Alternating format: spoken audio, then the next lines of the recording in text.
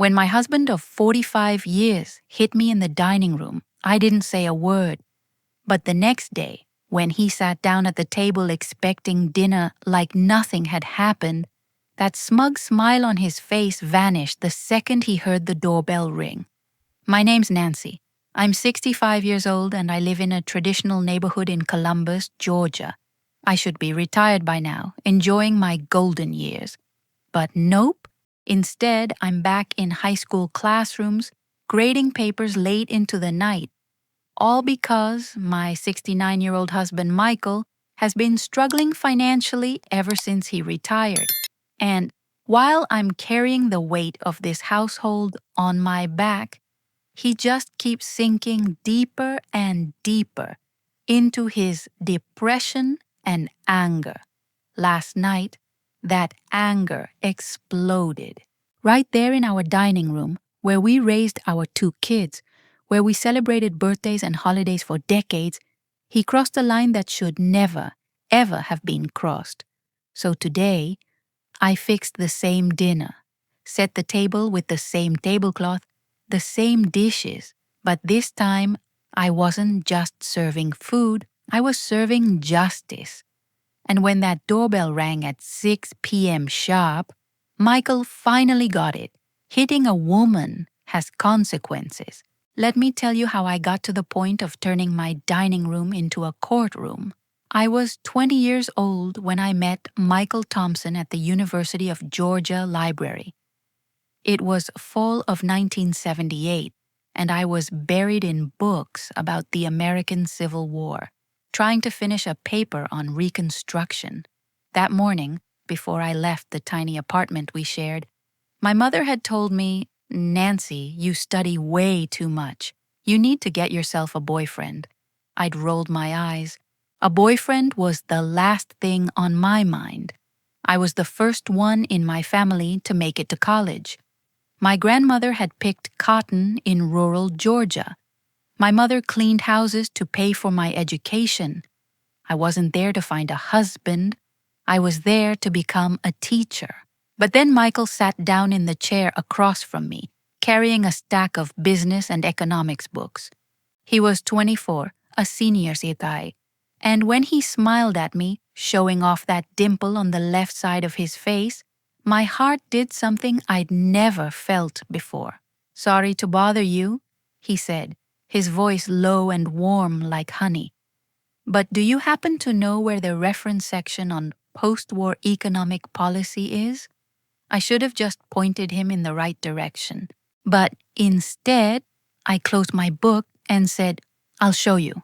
2 years later, in June of 1980, I was standing in Magnolia Street Baptist Church, wearing the wedding dress my mother and aunts had hand-sewn.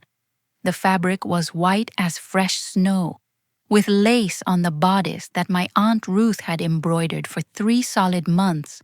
Michael stood at the altar in a navy blue suit he'd saved up 6 months to buy. When Reverend Johnson asked if I took this man to be my lawfully wedded husband, my voice came out strong and clear. "I do." The reception was in the church hall. My mother made a 3-tier cake decorated with sugar roses. The ladies from the congregation prepared mountains of fried chicken, potato salad, sweet potato pie, and green beans. When it came time to cut the cake, Michael took my hand so gently I thought my heart would burst. "I'm gonna take care of you forever," he whispered in my ear as Aunt Ruth's camera clicked away. "I promise." And for a long time, he kept that promise. We bought our house in Columbus 3 years later. It was a 2-story in a tree-lined street in the Winton neighborhood, a traditional area where houses had wide porches and yards enclosed by white picket fences. The house needed work, but it had a huge backyard and a dining room with big windows that let the afternoon sun pour in like liquid gold. Michael was working as an assistant manager at First National Bank. I'd landed my dream job, a spot teaching history at Columbus High School. We weren't making much, but it was ours. Every floorboard we fixed, every wall we painted, was a promise of things to come. Sarah was born in 1981, screaming so loud the nurses laughed. This one's got opinions, Dr. Patterson said, placing my daughter in my arms. She had skin dark as mahogany, Michael's huge eyes, and when she grabbed my finger with that tiny little hand, I understood the true meaning of the word purpose. Serena came along 3 years later, on a spring morning so beautiful the azaleas at the hospital were bursting with pink and white. She was lighter skinned than Sarah, had freckles on her nose, and a smile that showed up even when she was sleeping. Michael held both our daughters that afternoon, one in each arm, and I snapped a photo I kept in my wallet for 20 years until the plastic cracked. The dining room became the heart of our home. That's where Sarah lost her first baby tooth, biting into an ear of corn at a summer dinner. That's where Serena announced, at 8 years old, that she wanted to be a teacher just like Mommy. That's where we celebrated good grades, small victories, birthdays with homemade cakes and candles that never lit on the first try. On our 10th wedding anniversary, Michael gave me a present wrapped in gold paper. "It's no big deal," he said, but he was grinning in that way I'd learned to recognize.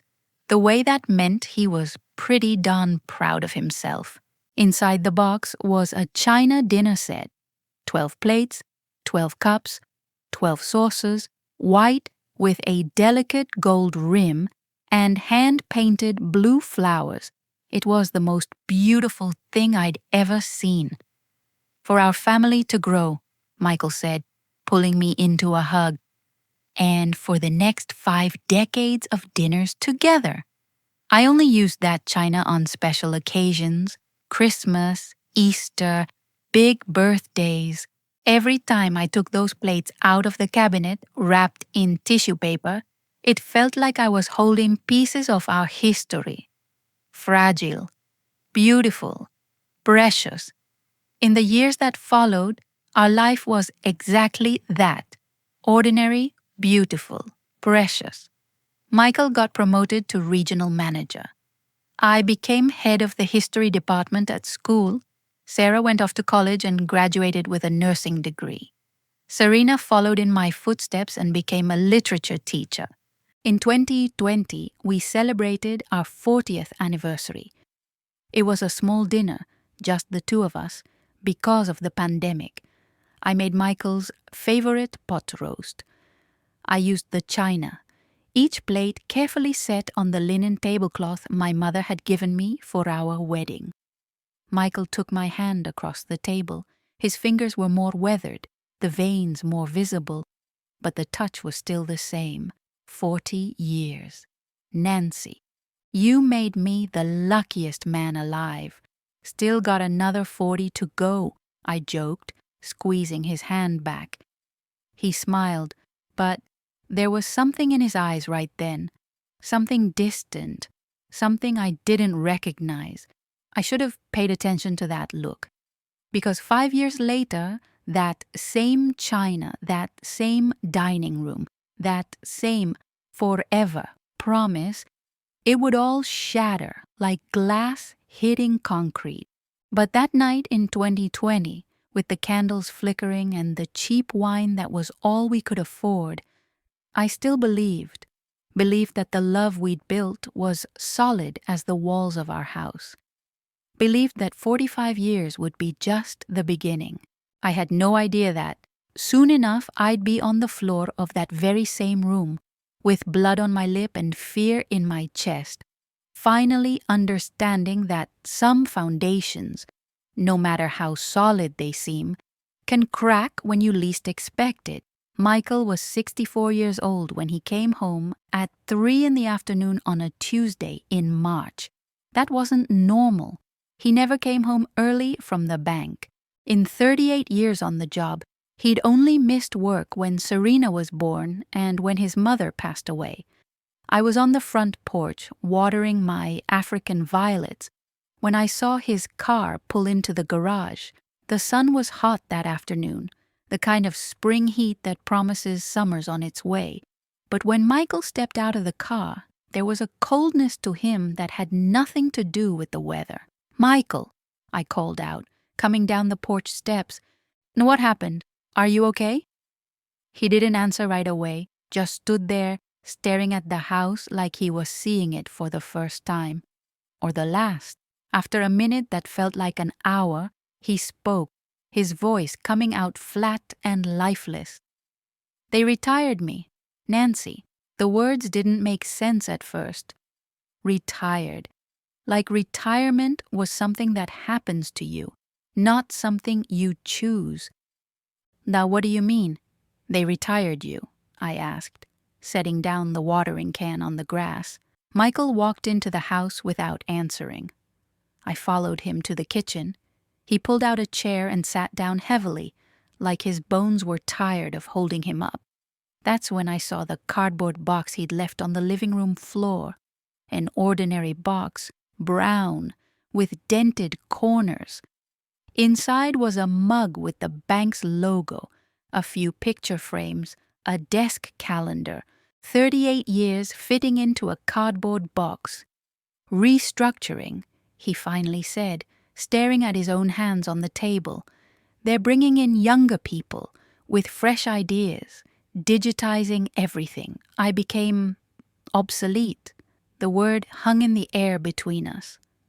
Obsolete.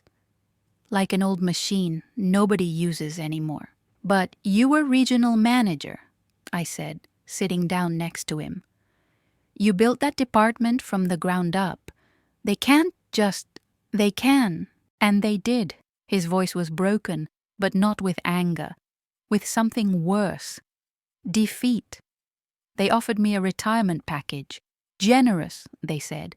"Like money makes up for telling me I'm not needed anymore." I reached for his hand. It was cold, despite the heat of the day. "We'll be okay, Michael. We've got savings. I'm still working. And you've always wanted more time to fish, to travel." He pulled his hand back. It was a small movement, but it felt like a slap. "I don't want to fish, Nancy. I want to work. I want to wake up in the morning with a purpose." Over the following months, I watched my husband disappear, not all at once. It was gradual, like paint fading in the sun. He started sleeping in late, stopped shaving every day, sat on the couch for hours, watching TV without really seeing anything. I retired 2 months later. I was 62 and had planned to work until 65, but I figured staying home with Michael might help. We could travel, visit Sarah and the grandkids more often, maybe take that trip to the coast we'd always put off. But Michael didn't want to travel, didn't want to do anything. "Want to go to the farmer's market on Saturday?" I'd suggest. "I'm tired," Sarah called. "Wants us to come over for dinner Sunday." "You go." "I'm not up for it." And then, 6 months after Michael retired, we got the call that changed everything. It was a September evening.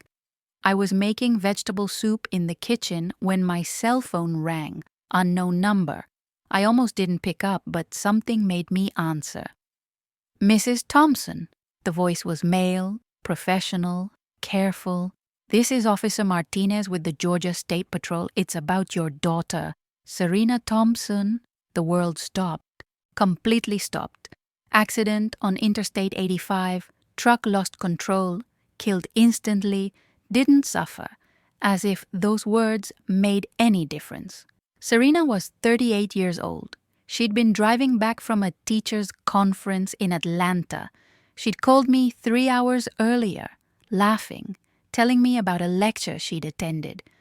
"Love you, Mom. I'll be there in 2 hours. I'll swing by for coffee." She never made it. The funeral was on a rainy Thursday. Magnolia Street Baptist Church was packed. Serena was loved. Her students came, fellow teachers, childhood friends. The casket was closed.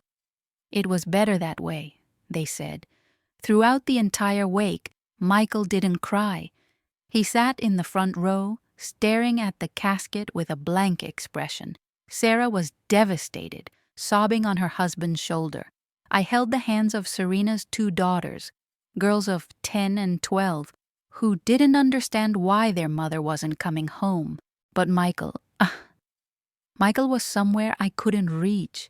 That night, after everyone had left and the house was too quiet, I sat on the couch next to him, didn't say anything, just sat there. After half an hour, he spoke, his voice dragging and low. I lost my job, lost my identity, and now I've lost my daughter. He turned to me, and I saw something in his eyes that scared me. It wasn't sadness, it was anger, pure, burning, uncontrollable rage. A God's taking everything from me. Michael, don't. He stood up abruptly. Don't tell me it's going to be okay. Don't tell me it's God's plan. Don't tell me anything. He went upstairs and slammed the bedroom door. Stayed there for 2 days straight. I tried everything. Grief therapy, support groups, talked to the pastor, cooked his favorite meals. But Michael built a wall around himself, brick by brick, and wouldn't let me in. And then I started noticing other things.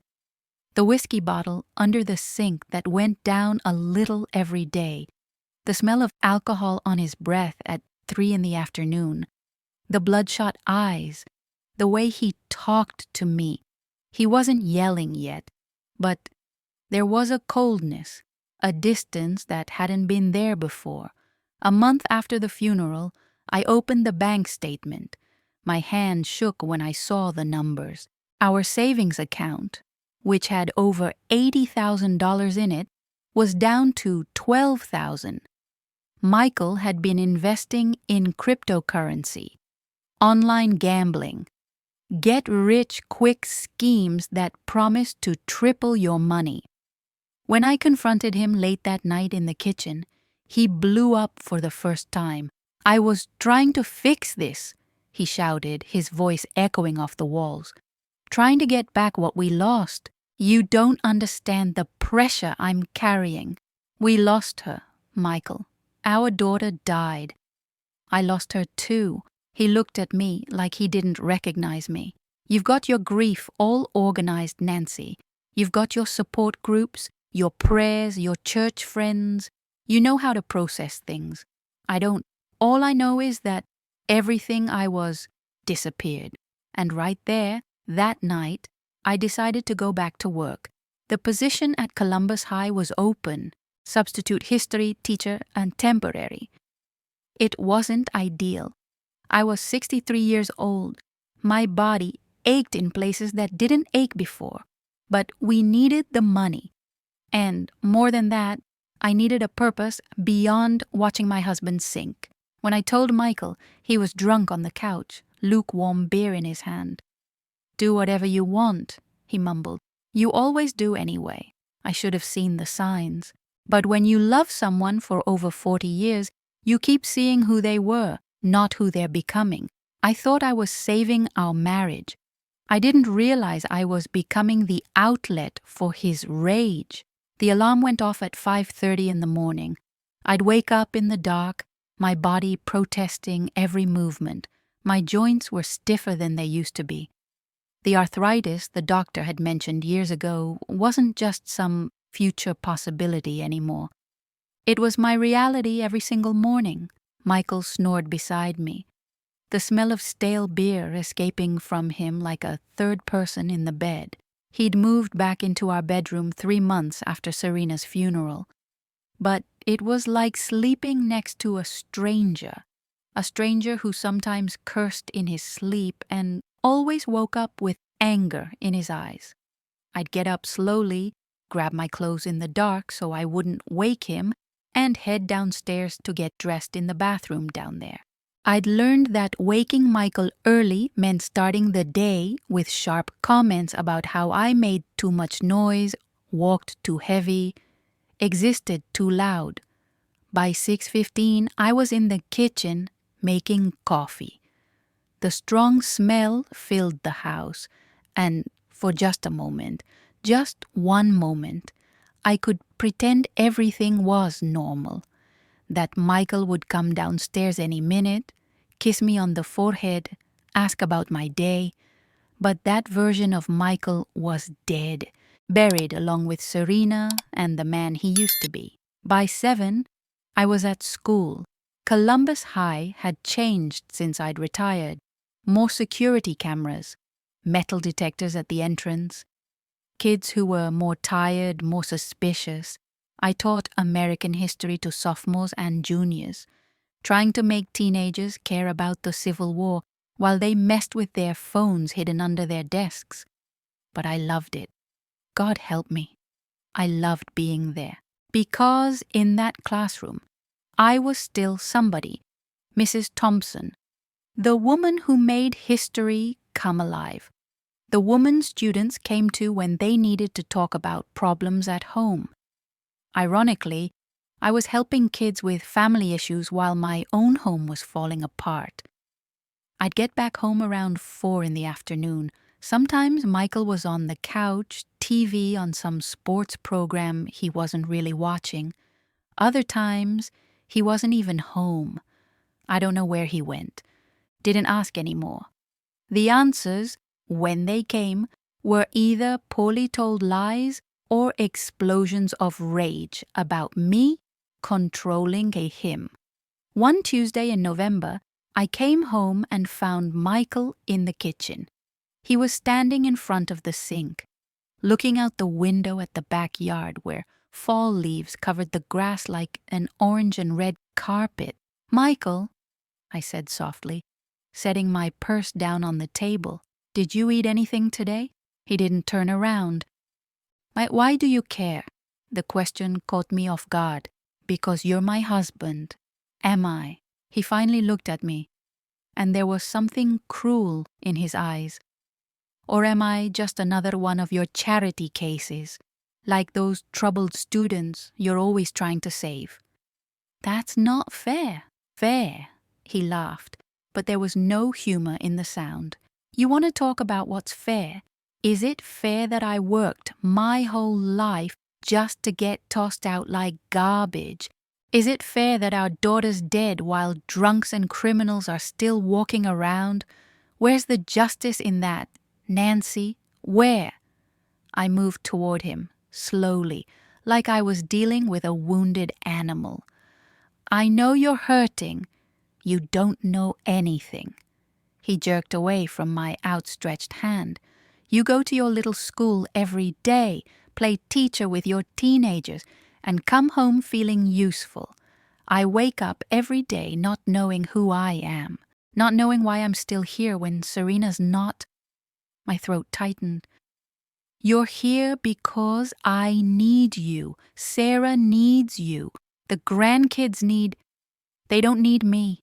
His voice was low now, dangerously low. "They need the man I was. And that man's dead, Nancy. You just haven't figured out yet that you're living with a ghost." He walked out of the kitchen. I heard the front door slam. The car started and pulled out of the garage.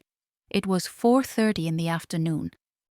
He came back at 2 in the morning, so drunk he could barely make it up the stairs. That became the pattern. Michael would leave without warning and come back late, wasted. Sometimes he'd sleep in the car. Other times I'd find him on the couch in the morning, still wearing his shoes, surrounded by empty beer bottles. Sarah started to notice. She'd come over for Sunday dinner, like she always did, but now her eyes swept through the house, looking for signs. She saw the bottles I hadn't managed to hide fast enough, saw the way Michael barely spoke during the meal. "Mom." She pulled me into the kitchen one Sunday while Michael was in the bathroom. "What's going on? Dad seems different." "He's grieving, honey. We all are. This isn't just grief." She grabbed my arm, her nurse's eyes already diagnosing what I didn't want to admit. "Is he drinking, Sarah?" "Mom, I can smell it. And you look exhausted. When's the last time you got a decent night's sleep?" I couldn't answer, because the truth was I couldn't remember. You guys need professional help, therapy, maybe inpatient treatment for... No, the word came out sharper than I meant it to. Your father isn't a... He doesn't need to be institutionalized, he just needs time. Sarah looked at me with that mix of frustration and worry that only daughters can pull off. And how long are you gonna wait, Mom? Until when? Until it's too late, I wanted to say, but I didn't. I just hugged my daughter and lied. Everything's under control. 2 weeks later, on a Friday night, I was grading papers at the dining room table when Michael came home. It was 9 o'clock. He'd left at noon, saying he was going to meet some friends. What friends? I had no idea. His real friends had stopped calling months ago, tired of excuses and ignored phone calls. He stumbled into the room, holding a half-empty bottle of whiskey. His eyes were glazed over, bloodshot. There was a stain on his shirt, sauce or vomit, I couldn't tell. Working hard, teach. He slurred his words, leaning against the wall. Michael, you should go to bed. Should. He laughed, staggering toward the table. Always telling me what I should do, should get over it, should move on, should man up. I never said that. Don't have to say it. It's in your eyes every time you look at me. He grabbed one of the tests I was grading, crumpled it up, and threw it on the floor. Look at you, St. Nancy, saving the world one kid at a time while your own husband's drowning right in front of you. My heart was pounding now. There was something different about him that night, something darker. Please, go to sleep. We'll talk in the morning when you're... sober? He cut me off, the word coming out like spit. Is that what you were going to say? When I'm sober, we'll have another one of your important talks where you tell me how to fix my life. He took a step toward the table, and for the first time in 43 years of marriage, I felt afraid of him. Real, physical fear. You want to know the truth, Nancy? He was right in front of me now, leaning over the table, his sour alcohol breath invading my space. I hate waking up in the morning, hate seeing your worried face, your pitying little eyes, hate seeing Serena's pictures all over the house, reminding me she's gone and I'm still here. And more than anything, I hate that you just keep moving forward, like nothing ever happened. I didn't move forward. My voice was shaking. I wake up every day with a hole in my chest where my daughter used to be. But I have to get up, have to work, have to keep going because if I stop, I'll fall apart. And I can't fall apart because you've already fallen apart for both of us. The silence that followed was worse than any shouting. Michael looked at me with an expression I'd never seen before. It wasn't anger. It was pure hatred. You know what? He grabbed the china plate I was using to hold pens on the table, one of the plates from our wedding set that had a tiny crack and I couldn't bear to throw away. You're right, I fell apart. And I'm going to show you what it looks like when things break. He lifted the plate and hurled it against the wall. The sound of the china shattering echoed through the house like a gunshot. White and gold pieces exploded all over the floor, some reaching all the way to where I was sitting. I couldn't move, couldn't breathe. Michael stared at the pieces, then at me. Oops, he said, not a shred of remorse in his voice. Then he turned and headed upstairs, each step heavy and deliberate. I sat there for 20 minutes, staring at the pieces of china scattered on the floor. 43 years ago, Michael had given me that plate, had wrapped it so carefully, had smiled. The last Friday of November dawned cold, the kind of cold that hits Georgia once or twice a year and has people scrambling to find the coats they'd shoved to the back of the closet. I woke up with my body aching. I'd slept badly again, waking up at every noise, every movement from Michael beside me. He was sound asleep when I got out of bed at 5:30. He'd gotten home at 4 in the morning. I'd heard him stumble on the stairs, curse when he banged his knee on the railing. I pretended to be asleep when he came into the bedroom. It was easier that way. At school, I tried to focus. I was teaching about Reconstruction after the Civil War, about how hard it is to rebuild something that's been completely destroyed. The irony wasn't lost on me. Mrs. Thompson, one of my students, Keisha, a 16-year-old black girl with braids down to her waist, raised her hand. "Are you okay? You look tired?" 25 pairs of teenage eyes turned toward me. I forced a smile. "I'm fine, honey. Just didn't sleep well. Now, getting back to Reconstruction." But Keisha didn't give up. She never gave up. That's why I liked her. My grandma says when a woman looks tired like that, it's usually because she's carrying everybody else's weight except her own. The room went silent. A few students laughed nervously, but most just stared, waiting for my answer. "Your grandmother's a wise woman," was all I could manage to say. When the bell rang, Keisha hung back. She came up to my desk, her books pressed against her chest. "Mrs. Thompson, if you ever need to talk, my aunt works at a women's shelter. She always says she's there if anyone needs her." My blood ran cold. "Keisha, I don't—" "Sorry?" She looked down. "It's none of my business. It's just that—" I recognized that look. My mom had that same look before she finally left, and you've always been good to me, so I just wanted you to know that there are safe places if you need them."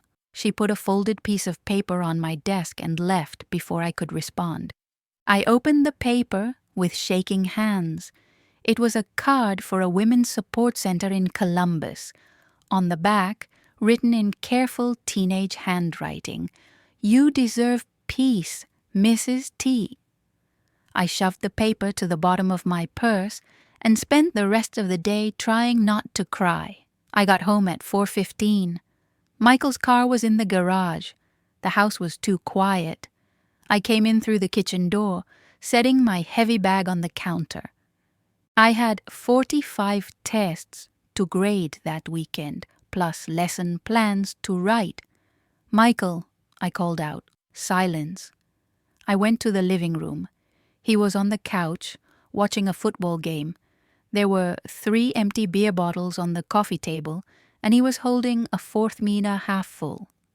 "Hi," I tried, keeping my voice light. "How was your day?" He didn't take his eyes off the TV. "How do you think it was?" I took a deep breath. "I'm gonna start dinner. You want anything specific?" "Whatever." I went back to the kitchen, opened the fridge. There was a pot roast I'd had marinating since the night before. It was his favorite dish, or used to be, back when he still had favorite dishes, when he still noticed what I cooked. I prepared everything on autopilot, peeled potatoes, cut asparagus, seasoned the meat, put it all in the oven. It was 5:30 when I started setting the table in the dining room. I used the linen tablecloth, the one with a little wine stain from some Christmas years ago that never quite came out. Set out the plates, not the good china, not after what had happened last week. Regular plates, safe, replaceable. At 6:15, dinner was ready. I called Michael. He came, dragging his feet, and sat down at the table with the beer still in his hand. His 5th, 6th, I'd lost count.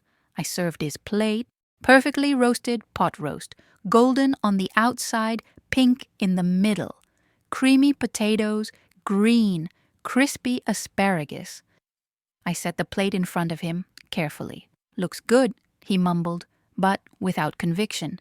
I sat down in my spot, picked up my fork, waited. Michael cut a piece of meat, chewed mechanically, swallowed, drank his beer. The sound of the TV leaked in from the living room. Sports commentators shouting about a touchdown. "Michael," I started, my voice coming out steadier than I felt. "We need to talk." He stopped chewing, set his fork down on his plate slowly. "About what?" "About this. About us. About what's happening." "Nothing's happening, Nancy." "Michael, you're drinking every day. You barely talk to me. You broke our plate last week, and I know you're hurting. I know we lost Serena, but don't." His voice cut like a knife. "Don't talk about Serena. She was my daughter too." The words came out louder than I meant them to. "I'm grieving too, but I can't do this alone, Michael. I can't carry you and me and this house and everything else. I just can't." He looked at me then, really looked at me, and what I saw in his eyes froze me solid. It wasn't sadness. It was resentment, pure and burning. "You're so strong, aren't you, Nancy?" The words came out slow, poisonous. "Saint Nancy, who goes to work every day, who takes care of everybody, who never breaks. You know how that makes me feel, knowing my own wife is stronger than me? It's not a competition. Everything's a competition." He slammed his hand on the table. The plates jumped. "You've got your job. You've got your students who adore you. You've got your organized little life. And what do I have? I've got nothing. I am nothing. You're not nothing. You're my husband. You're Sarah's father. You're a failure." He stood up abruptly, the chair scraping against the floor. "A useless old man who couldn't even keep a job, who couldn't even protect his own daughter. It wasn't your fault." I stood too, reaching out my hand. "Michael, Serena's death wasn't your fault. It was an accident. You couldn't—" "I could have," he screamed, and there were tears in his eyes now. But they weren't tears of sadness. They were tears of rage. "I should have been driving that car, should have been me on that road. Why her? Why not me? Because that's not how the world works." "And how does it work, Nancy?" "Huh? You, with all your teacher wisdom, can you explain to me why bad men live to 90 while my daughter, my baby girl who never hurt anyone, is dead in the ground at 38? I had no answer. How could I? "I made an appointment with a therapist," I finally said, my voice shaking. "For both of us. Monday at 3. We can go together, talk to someone who can help. I don't need a therapist." "Michael, you do. We do. And you need to stop drinking." The silence that followed was absolute. Michael stood there, frozen, staring at me. And then something shifted in his face. The mask of pain fell away, replaced by something much darker. "You," he said, his voice dangerously low, "don't tell me what to do. I'm your wife. You're nothing." The explosion was sudden, violent. "You're a bossy old woman who thinks she knows everything. You think you can fix everything with your talks and your therapy and your little home-cooked meals. You don't understand anything." "Michael, please." I took a step back, my body recognizing danger before my mind could process it. "You want me to stop drinking?" He grabbed the beer bottle and smashed it against the table. Glass exploded. Beer and shards flew everywhere. "You want me to go to therapy and talk about my feelings? You want me to be the man I was?" He took a step toward me. I backed up. "That man's dead, Nancy. And you know what? You're killing me. Your pitying looks, your irritating strength. The way you just keep going and going and going even when everything's fallen apart. I hate you for that. You understand? I hate you." He was screaming now, spitting out the word. He lunged toward me. "Michael, you're scaring me." "Good." He grabbed my arm, his fingers digging into my skin. Maybe you should be scared. Maybe you should feel something other than that irritating calm. Let go. I tried to pull my arm away, but he held tighter. Michael, you're hurting me. You're hurting me. He screamed back. Well, every single day, you hurt me just by existing, by being perfect, by being strong. And then it happened. He shoved me. No, it wasn't a shove. It was violent, forceful, meant to hurt. My body flew backward.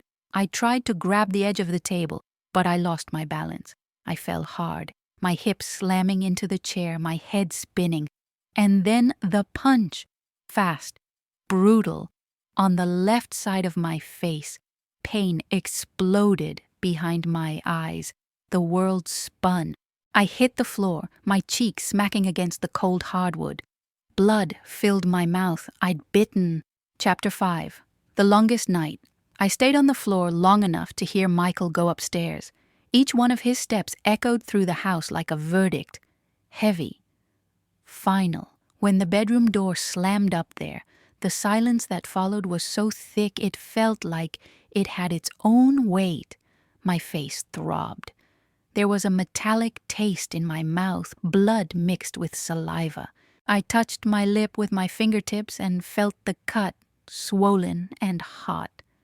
My left cheek pulsed in sync with my heartbeat, but the physical pain was nothing compared to what was happening inside my head. My husband hit me. The sentence repeated itself over and over, like a song stuck on loop. I tried to process it, tried to fit it into the reality I knew. Michael Thompson, the man who'd held my hand for 45 years, the man who'd cried when our daughters were born, the man who danced with me in the kitchen on a random Tuesday night just because our song came on the radio. That man had just hit me. I got up slowly. My hands were shaking so badly I had to lean on the table for support. The dining room was destroyed. Michael's plate overturned on the floor. Pot roast and potatoes scattered across my mother's linen tablecloth. Glass shards from the bottle glittering like fake diamonds under the chandelier light. I looked at the clock on the wall. 7:18 at night. Less than an hour ago, I was putting food on the table, still believing we could save ourselves.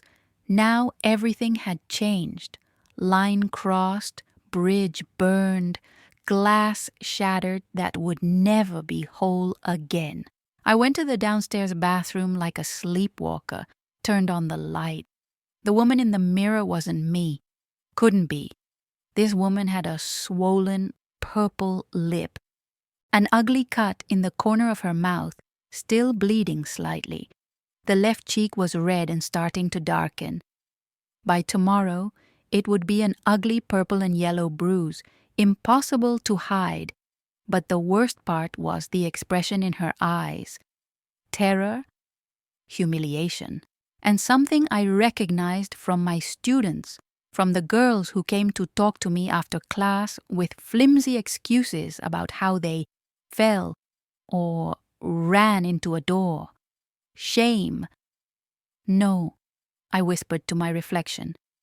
I know, no. I was Mrs. Thompson. I was the woman who gave lectures on civil rights, who taught about Rosa Parks, Harriet Tubman, women who refused to be victims. I'd helped Keisha when she told me her stepdad was hitting her mom. I'd called social services. I'd done the right thing. How had I become this? I washed my face with cold water. Every touch stung, but the pain was good. It kept me present, kept me here, in this moment, in this decision I knew I had to make. I dried my face with a towel, carefully avoiding the injured side, and went back to the dining room. I cleaned the floor mechanically, picked up the glass shards, threw away the ruined food, put away the dishes, folded the blood-stained tablecloth. It was 8 o'clock when I finished. The house was silent.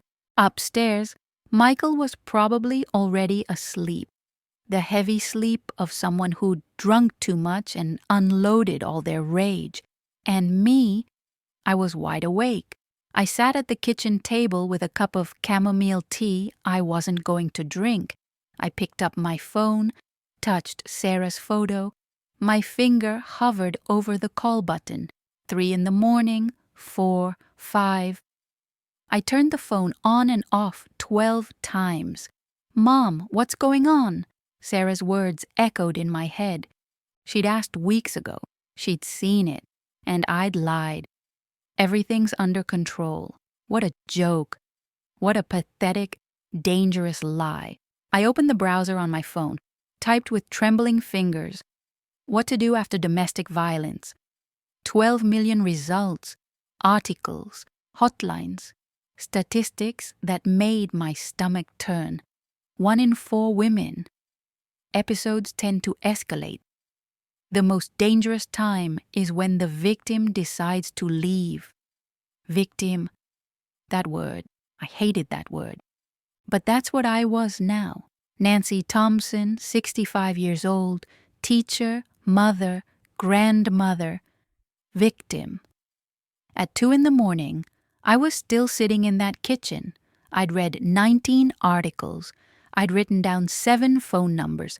I'd cried 3 times and stopped 3 times because crying made my face hurt. And I'd made a decision. I picked up my phone again. This time, I didn't hesitate. I dialed the number I'd written down first. It rang 4 times. Then, a voice rough with sleep. "Hello?" "Pat." My voice came out weak, broken. "Pat, sorry for calling so late. It's Nancy Thompson." Silence on the other end. Then, "Nancy, my God, are you okay? It's 2 in the morning." Patricia Rodriguez had been my student 25 years ago. Now she was a cop, specializing in domestic crimes. We saw each other at church every Sunday. She always hugged me and said, "Mrs. Tia, you changed my life." Now it was my turn to ask for help. "Pat, Michael." I couldn't form the words. I started crying, silent sobs that made my face hurt even more. "Nancy." Pat's voice changed completely, became alert, professional.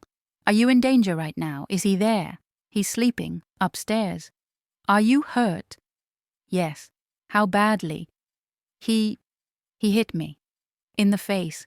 Pushed me. I fell. I heard Pat take a deep breath. "And I'm sending a unit over right now." "No!" The word came out too fast. I'm too desperate. "No, Pat, please, I don't want sirens. Don't want the neighbors seeing. Don't want... Not yet." "Nancy, I know it sounds crazy, but I need to do this my way. Please." My voice was begging now. Just help me think. Help me plan." Pat was quiet for a long moment. Then, "Can you take pictures of the injuries?" "Yes." "Do it now. Multiple angles. With today's newspaper in the photo to show the date. And send them to me. That's evidence." I did what she said. Went to the bathroom. Grabbed the morning paper that was still on the counter. Took photos. My bruised face next to the headline, November 29th, 2024. The image was horrible, humiliating, necessary. I sent them to Pat. "Got them?" she said after a minute. Her voice was tight. "Nancy, this is serious, really serious. You can't stay in that house." "I know, but I need to do this right. Documented. Legal. I don't want to just run off in the middle of the night. I want justice. I want him to understand what he did." "Okay." Pat was clearly taking notes. I heard the sound of pen on paper. "So here's what we'll do. Are you safe tonight?" "He's too drunk to wake up." "Even so, lock your bedroom door. Put a chair under the doorknob. And if he wakes up, if he comes at you in any threatening way, you call 911 immediately. Got it. Got it. Tomorrow morning, I'm going to the hospital with you. You're gonna document everything. Then we're going to the station. You're filing a formal police report. And then we're getting a restraining order. And Nancy, Pat paused. After that, you're gonna need to decide whether to press charges or not. Charges, trial. My husband being arrested. 45 years of marriage ending not with a whimper, but with handcuffs. I don't know if I can. You don't have to decide right now. But you need to protect yourself first. You understand? Nancy, I've seen women die because they gave him one more chance. Please don't become a statistic. The same words I'd read online. Don't become a statistic. I won't, I promised. To her, to myself. After we hung up, I kept sitting in the kitchen. The house was cold. The heat had shut off automatically at midnight. I grabbed the blanket from the couch and wrapped myself in it. I wasn't going to be able to sleep. I knew that. So I did what I always did when my mind was too chaotic. I made lists. I grabbed a notebook from the drawer, the same one where I planned my lessons, and I started writing things I need to do. Hospital with Pat, document injuries. Police report, restraining order. Call Sarah, tell her the truth. Divorce lawyer, change bank account. Passwords. Copies of important documents, change the locks. The list grew. Each item was an action. Each action was a step away from the woman on the dining room floor and toward the woman I needed to be. At 5 a.m, I heard Michael moving around upstairs. My whole body tensed up. I waited, heard the toilet flush, footsteps back to the bed, the creak of the mattress. He'd gone back to sleep.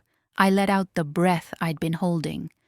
At 6, I got up, showered carefully, avoiding getting my bruised face wet. Put on jeans and a navy blue sweater. Sober, serious colors.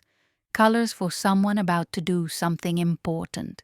When Pat rang the doorbell at 7 o'clock sharp, I was ready. I opened the door. She was in uniform, official and imposing. But when she saw my face, her eyes filled with tears. "Oh, Mrs. T," she whispered.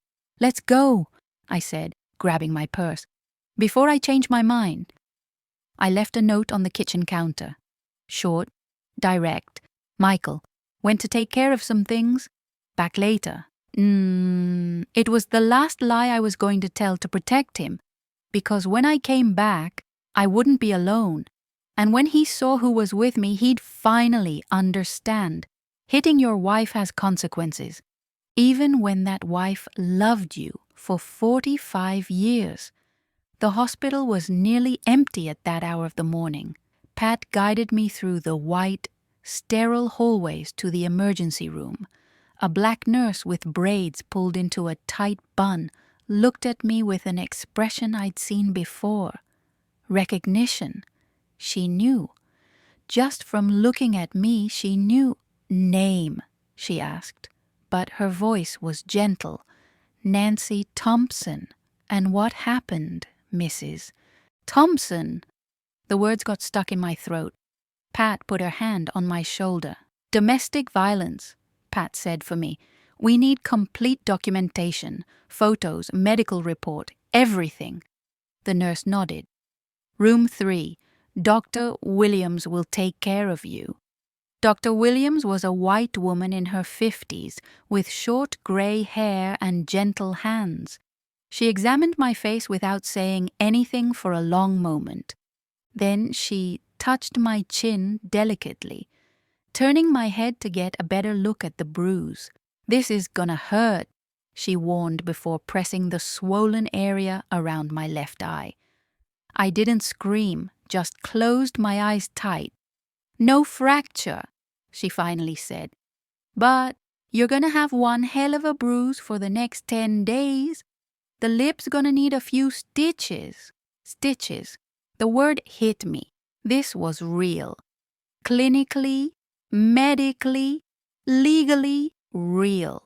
She cleaned the cut with something that burned like fire, applied local anesthetic. I felt the needle going in and out of my skin 4 times. 4 stitches to close what 45 years of marriage had torn open. All done, she said, stepping back. Then she pulled up a chair and sat in front of me, our knees nearly touching. Nancy, can I call you Nancy? I nodded. Nancy, I'm going to be straight with you. I've seen hundreds of cases like yours. And the question I always ask is, was this the first time? My voice came out as a whisper. Yes. Are you sure? Sometimes our brain blocks out. I'm sure. I looked at her directly. 45 years of marriage. This was the first time he laid hands on me. And do you think it'll be the last? The question caught me off guard. I opened my mouth to say yes, to defend Michael, to explain that he was grieving, that he'd lost his daughter, that this wasn't really him, but I stopped. Because honestly, I didn't know, and not knowing was the scariest answer of all. I don't know, I admitted. Dr. Williams nodded. That's the most honest answer you could give. And that's why you need to protect yourself now, while you still can. She took pictures, different angles, measured the bruise, documented every mark, every injury I hadn't even noticed, on my arm where Michael had grabbed me, on my hip where I'd hit the chair when I fell. When she finished, she handed me an envelope, copies of everything. Keep them somewhere safe. And Nancy, she waited until I looked at her. Don't go back to that house alone. Ever. Got it? I nodded, taking the envelope with hands that weren't shaking quite as much anymore. At the police station, Pat took me to a private room. The walls were beige and bland, with a faded poster about Know Your Rights. I sat in a hard plastic chair while Pat brought the forms. I'll be here with you the whole time, she said. And Nancy, everything you say here goes on record, so be completely honest, okay? I spent the next hour telling my story to a recorder. Every detail from the night before, the argument, the screaming, the shove, the punch. My voice was mechanical, distant, like I was talking about someone I knew, not about myself. When I finished, Detective Harris, a black man in his 40s with tired eyes, asked a question that broke me. Mrs. Thompson, were there other times you felt threatened by your husband? Verbal threats, destruction of property, anything? I thought about the broken plate, the thrown bottles, the way Michael had started looking at me with that hatred in his eyes. Yes, I said, and I told them everything. It was almost noon when we left the station. Pat took me to a small cafe on the corner, ordered 2 sandwiches neither of us ate. So what now? I asked, stirring the coffee that was going cold. Now you need to tell Sarah. My stomach turned. I don't know if I can. She needs to know, Nancy. She's your daughter, and she's gonna want to support you. I picked up my phone, looked at Sarah's picture as my wallpaper, her smiling with the kids last Christmas. I hit the call button before I could change my mind. Mom. Her voice was cheerful. Hi, I was just thinking about you. I wanted to know if... Sarah, my voice cut through hers. Honey, I need to tell you something, and I need you not to panic, okay? Silence. Then, cautious. Mom, you're scaring me. What happened? Last night, your father, he hit me. The silence that followed was absolute. Then I heard Sarah breathe, a short, shocked intake of breath. He what? Hit me. In the face. Pushed me. I fell. Oh my God! I heard movement on the other end, sounds of keys being grabbed, a door slamming. "Where are you? I'm coming right now." "Where?" "I'm at the cafe next to Central Station with Pat Rodriguez." "Officer Pat?" "Mom, did you file a report?" "I did." "Thank God." "Thank God." She was crying now. "I knew it. I knew something was wrong. Why didn't you tell me before? Why?" "Because I was ashamed." The words came out raw, honest. "And because I thought I could fix it." "You don't fix a man who hits you, Mom. You leave." 20 minutes later, Sarah arrived. She burst into that cafe like a hurricane, hair pulled into a messy ponytail, still wearing the blue scrubs from the hospital where she worked. When she saw my face, she froze. Her hand flew to her mouth. "Oh, Mama," she whispered. And then, for the first time since everything happened, I fell apart. My daughter held me while I cried in the middle of that little cafe, with strangers staring, and I didn't care. I didn't care about anything except feeling my daughter's arms around me, telling me I wasn't alone. When I finally calmed down, Sarah held my face with both hands, carefully avoiding the injured side. "Oh, you're not going back to that house. You hear me. You're staying with me. Sarah, I can't." "Yes, you can. The boys will love having Grandma there. And you need a safe place. But what about my things? And Michael? Someone needs to..." "The only person you need to take care of right now is yourself." Sarah was firm, her nurse voice taking over. "Pat, how long does it take to get a restraining order?" "I can have a temporary one by Monday," Pat answered. "The permanent one will take a couple weeks." "Then that's what we're doing." Sarah was planning, organizing, doing exactly what I'd always done for everyone else. But now, someone was doing it for me. "Today, you rest at my place. Tomorrow, we'll go with a police escort to get your stuff. And Monday, I'm making dinner," I said. They both looked at me. "What?" Sarah was confused. I looked at Pat. "You said the temporary order would be ready Monday, so Michael can stay in the house until then." "Technically, yes, but..." "Nancy, then I want to do something." The idea was forming, crystallizing. "I want to go back there Monday night. At 6 o'clock, I want to make dinner. The same dinner from Friday. And when he sits down to eat, I want you to show up." "Mom, have you lost your mind?" Sarah was horrified, but Pat was looking at me with something different in her eyes. Understanding. "You want him to see?" she said slowly. "You want him to sit at that table, feel safe, and then face the consequences in the same place where he committed the crime." "Exactly." My voice was steady now. 45 years. Pat. 45 years I served food at that table. Love, care, family. Now I'm gonna serve one last thing. Justice. Sarah still looked worried. "What if he gets violent again?" "That's why Pat's gonna be there. And you too, if you want." I looked at my daughter. "But I need to do this. I need to look him in the eye and show him I'm not afraid. I need to reclaim that space before I leave it forever." Pat nodded slowly. "It's risky, but I can bring 2 more officers. We'll be at the door at 6 o'clock sharp. Any sign of trouble, we're coming in." Then it's settled. I took a deep breath. Monday, 6 o'clock, the Last Supper.